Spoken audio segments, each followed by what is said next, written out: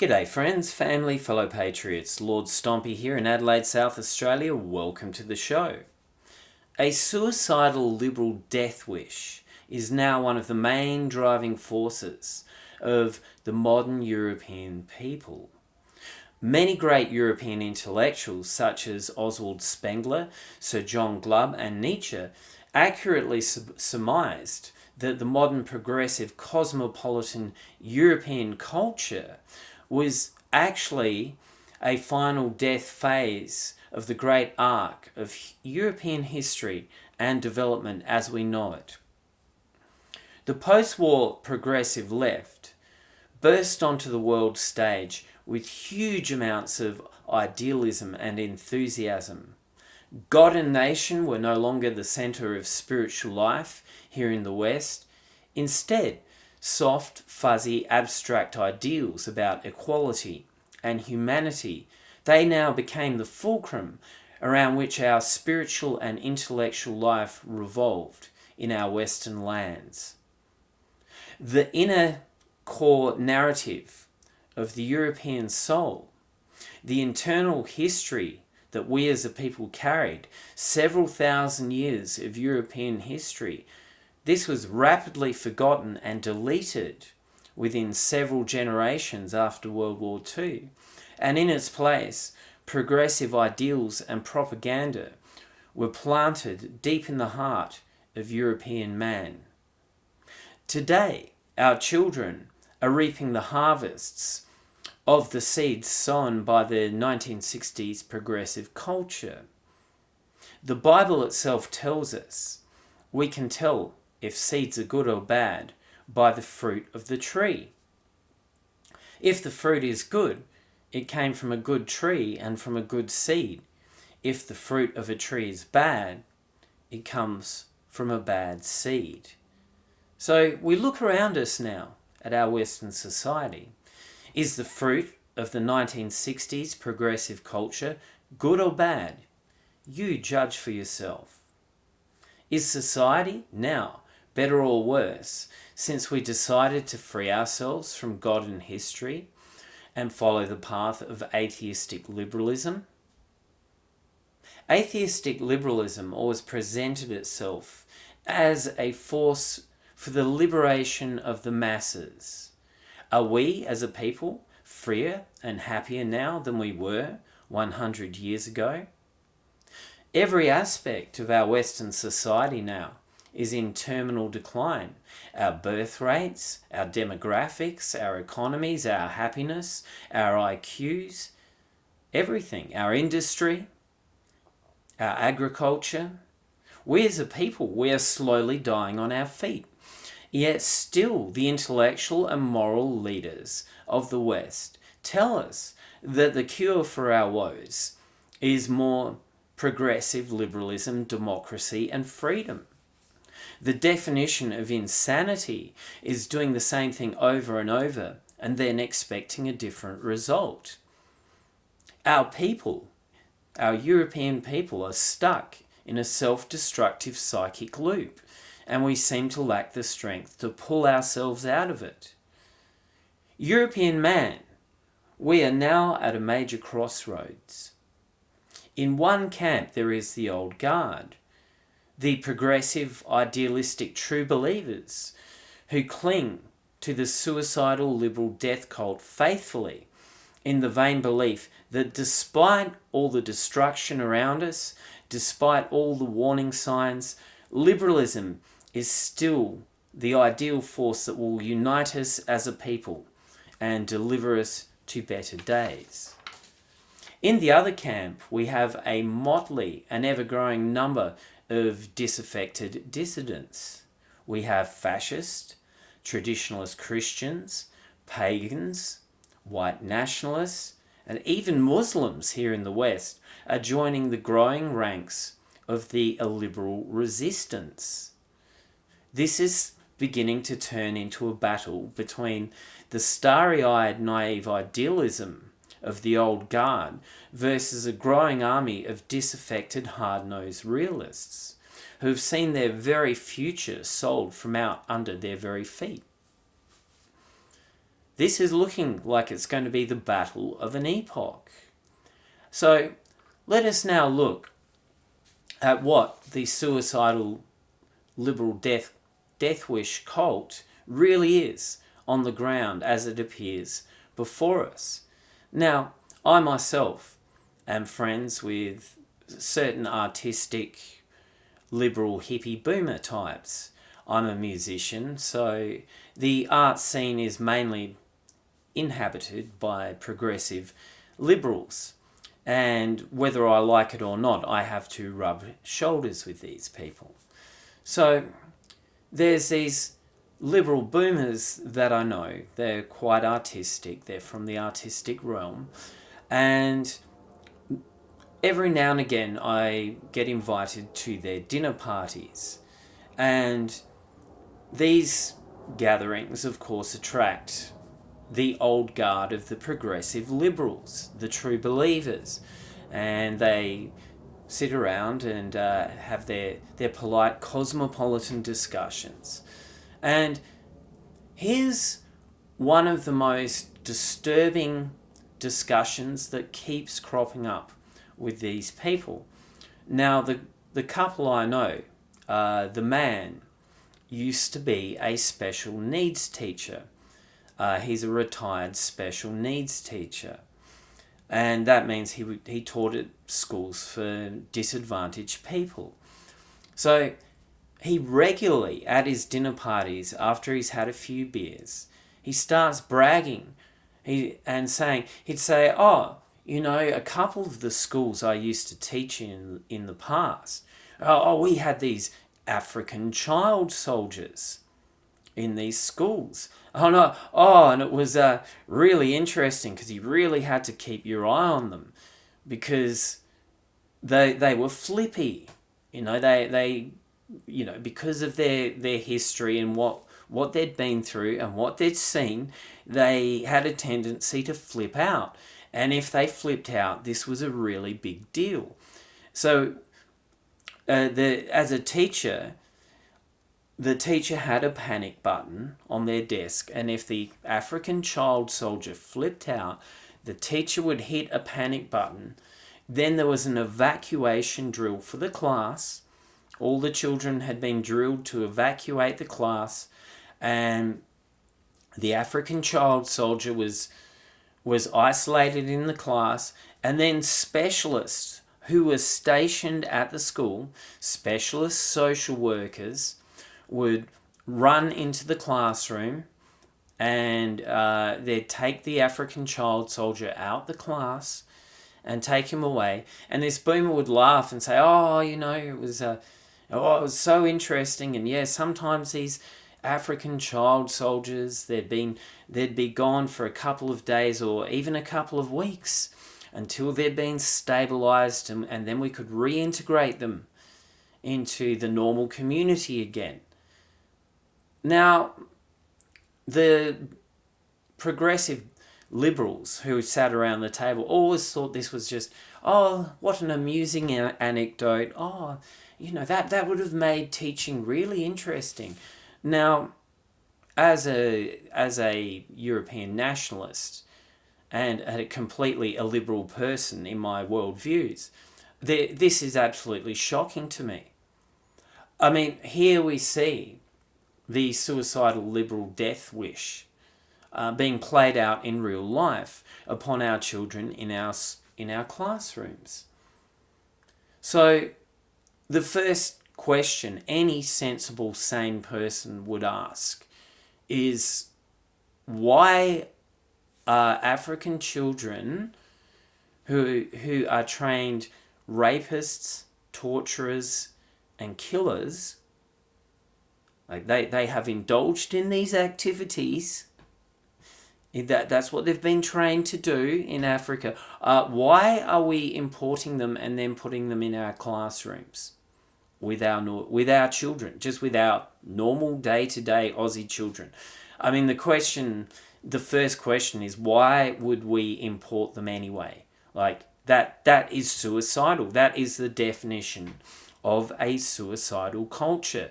You are literally importing in People who have been trained from the earliest years of their life to be psychotic, ruthless, cold-blooded killers, murderers, torturers, rapists. That's what these children are. Now, only a completely insane and suicidal culture would willingly invite these kind of people into their midst. And to add to the insanity, then we mix them up, have them sitting side by side with our normal day-to-day Aussie school children. This is complete insanity. Now, when this liberal boomer guy reads this story out, I'm always the only person that just sits there stunned and amazed at not only how deranged and crazy this story is, but the reactions of the fellow progressives in the room are equally stunning to me. They're absolutely perplexing. I'm the only one thinking, are we as a people insane, thinking this is a good idea to invite, like if you had an 11-year-old child and your school said to you, well, your 11-year-old daughter Betty, today in school, in her class, she's going to be sitting next to this little African guy, and he comes from the Congo, and he's been trained. He's a trained killer, a rapist. He's murdered a bunch of people. But yeah, don't worry about it. Like everything's cool. We're doing this because it's our moral duty as European people that we have to accept these people into our midst. So don't worry, everything's under control. We're spending huge amounts of taxpayer money on very specialised programs to look after these children. We're wasting huge amounts of our resources. A lot of our people are employed to merely just not just look after these children, but make sure they don't maim and kill your children. But everything's cool. If I was told as a parent that I had trained murderer, rapist, niggers in my class playing with my kid, I would not even have my child at school for the sake of my child's safety. So the first thing we can see here about this suicidal liberal death cult is they actually have absolutely no self-preservation instinct. That somehow or other, in the process of being stripped of their traditional inner narrative as European people, they've been stripped of what it means to actually be part of the European tribe and the European family. So now they accept everybody of every culture and every race as a family. And they've been brought up to have this pathological altruism that everybody in the world all has to be equal. So that means that the moral onus is on European white people, that when we see the most amazingly deranged and pathetic specimens in the world in other countries, it's our moral duty to adopt them into our culture, into our tribe, and just spend huge amounts of our time, energy, and resources trying to fix the problems of another nation by importing those problems into our nations and then spending huge amounts of our resources trying to fix these people. So this is the pathological liberal nanny state at work. And this is the kind of pathological liberal nanny state propaganda that gets pumped out on our people on a daily basis through the education system, through the media, just through the liberal mindset. Liberals, this is the stunning thing to me as a European nationalist. The safety and protection and preservation of our people, that's paramount. That comes before anything. So how is it that we have growing numbers of our children are victims of all kinds of horrific abuse in Western lands, sexual, psychological, physical. Our European people are on the streets in growing numbers, and somehow or other, the suicidal liberal death cult cannot find the time, the energy, or the resources to pull itself together and help fix the problems, these deep existential problems of our European people that are just causing massive amounts of destruction and havoc to our people now.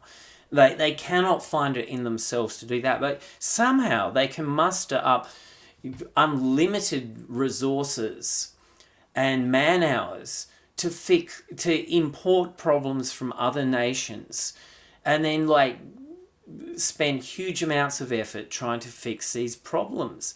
So this is seen by the suicidal liberal death cult as a prime example of how they're morally superior. The progressive liberals, they are the intellectual and moral leaders of Western society. And this is the kind of values that they push. This is the kind of values that the entire liberal camp are adhering to. This is just utter insanity. It's insanity to the point of suicidal. As only a completely sick and dying culture could actually be thinking and operating in these ways. And this is just a single example that I've picked. If I could pick a large number of examples that show the liberal death cult in action, I would be here all day. My video would go for about 5 hours. And I'm sure you people at home know just dozens of examples of similar stories to the one I'm telling here. How does it make sense now that our culture is actually on its knees? We're actually beginning to suffer in huge amounts and die. We're beginning to die on our feet as a people. Yet we cannot muster the strength to pull ourselves together and help fix our own people's problems and save our own people and lift them back up to a better path in life.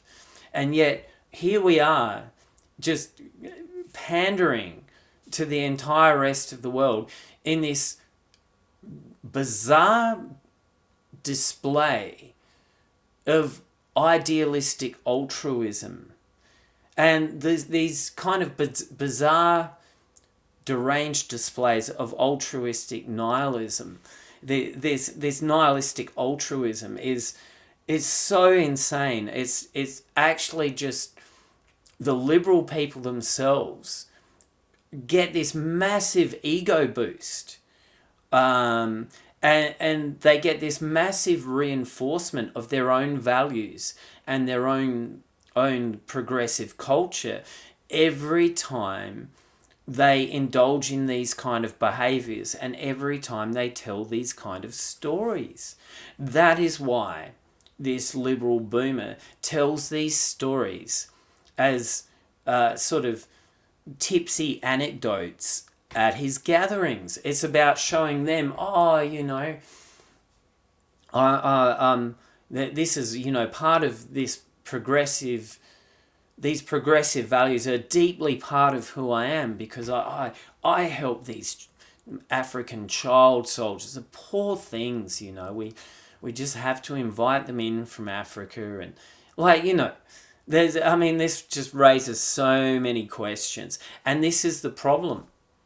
The liberals are now stuck in a psychic loop They actually don't want to climb out of it. They're really comfortable, stuck in their psychic loop where all they can do is promote liberalism. The only answer to anything in life is more and more progressivism and liberalism.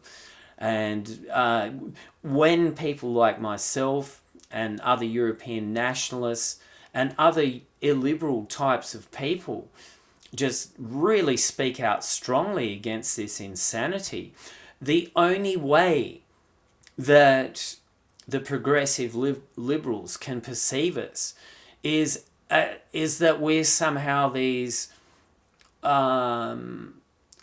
hostile enemies trying to destroy Western society. And it's like really bizarre, because the reality is the progressive liberals are the ones, all of their policies and their idealism, these are all the things that have brought Western civilization to its knees. Everything that we look at now is the result of 4 generations of progressive culture. And I've never seen our Western civilization in such bad shape. It is appalling. And yet the people like myself who are standing up proud and strong and trying to stand up for my own people and my own culture, we're then demonized as being these hateful enemies of European culture, because the progressive liberals have absorbed the progressive liberal idealism and the liberal values so deeply into their core that it is now deeply a part of their identity. So when you're attacking the progressive liberal idealism and values, the progressive liberal people literally see it as you're attacking them. You're attacking them at their core. So you're the enemy. This is a completely insane situation. It's as I said at the start of this talk, we're now locked into a suicidal liberal death cult, and we're stuck in a psychic loop. And this is only going to break when the growing number of younger and younger people start to make a jailbreak from this disgusting liberal value system and mindset. And more of the younger people are doing that. So soon the age of liberalism will be over. But there's going to be a lot of blood, sweat and tears until then. You mark my words, the old guard, they're not going to give up easily, because they're ideologically possessed with all the values that they were brought up with, and they're going to die with those values. This is their core beliefs, and people will die for their core beliefs, whether those core beliefs are right or wrong. Okay, my friends, thank you for that. Deus Volt, and God bless.